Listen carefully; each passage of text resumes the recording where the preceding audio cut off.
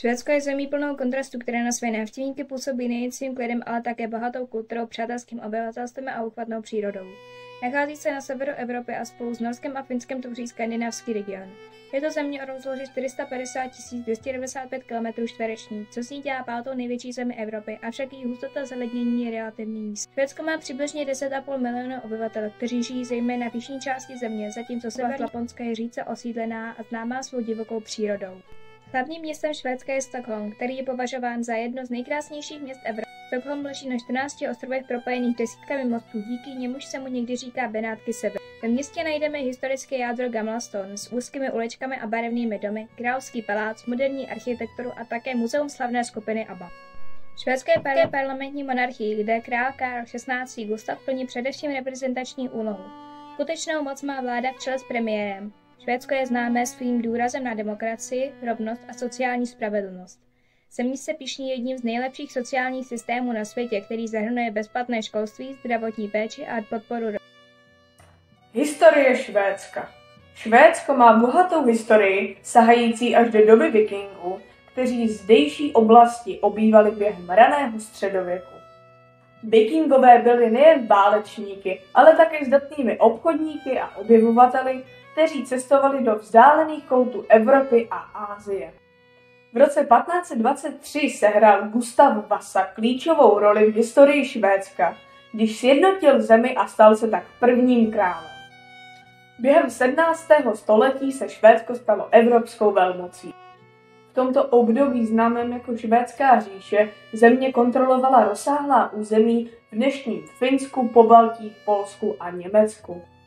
Od 19. století se Švédsko stalo symbolem neutrality a míru.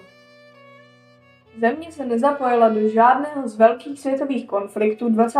století, což jí umožnilo se soustředit na rozvoj ekonomiky a sociální politiky. Jedním z hlavních lákadel Švédska je jeho nádherná a rozmanitá příroda. Na severu země dominují majestátní hory, tundra a lesy, zatímco jich je charakteristický úrodnými poli a mírně zvlněnou krajinou. V zemi se nachází více než 100 000 jezer, mezi nimiž vynikají jezera Vänern a Vättern, která patří k největším v Evropě. V Laponsku na samém severu Švédska mohou návštěvníci zažít úžasný přírodní úkaz polární záři. Tento světelný fenomén je nejlépe viditelný během zimních měsíců, naopak v létě sever zažívá polární den, kdy slunce téměř nezapadá. Fauna Švédska je rovněž bohatá, žijí zde soby, losy, vlci, medvědi, rysy a mnoho druhů ptáků. Rybolov je oblíbenou aktivitou v jezerech i na pobřeží, což se mi činí ideálním místem pro milovníky přírody a outdoorových aktivit. Kultura a tradice.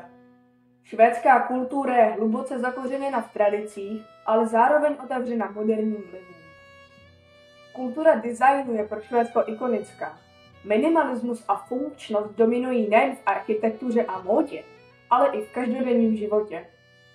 IKEA je celosvětově známým symbolem švédského přístupu k bydlení. V literatuře Švédsko proslavily autorky jako Astrid Lindgren, která vytvořila postavy jako Pippi Dlouhá punčocha, a Selma Lagerlöf, první žena oceněna Nobelovou cenou za literaturu. Filmový průmysl obohatil Ingmar Bergman, jehož díla se stala klasikou světové kinematografie. Hudba má ve švédské kultuře významné místo.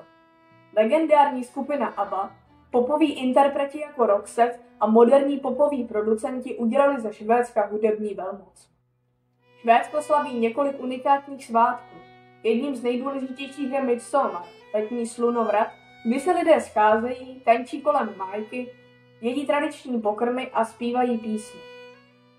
Součástí švédské kultury je také fika, přestávka na kávu a sladké pečivo, které je symbolem odpočinku a společenského kontaktu. Švédsko je ekonomicky silná země, která se zaměřuje na technologické inovace a udržitelný rozvoj. Zde vznikly světově známé značky jako IKEA, Volvo nebo Spotify. Švédsko je také lídrem v oblasti ekologické energie a recyklace. Díky vysoce rozvinutému sociálnímu systému je zde zajištěna vysoká životní úroveň, což se odráží ve spokojenosti a kvalitě života místních obyvatel.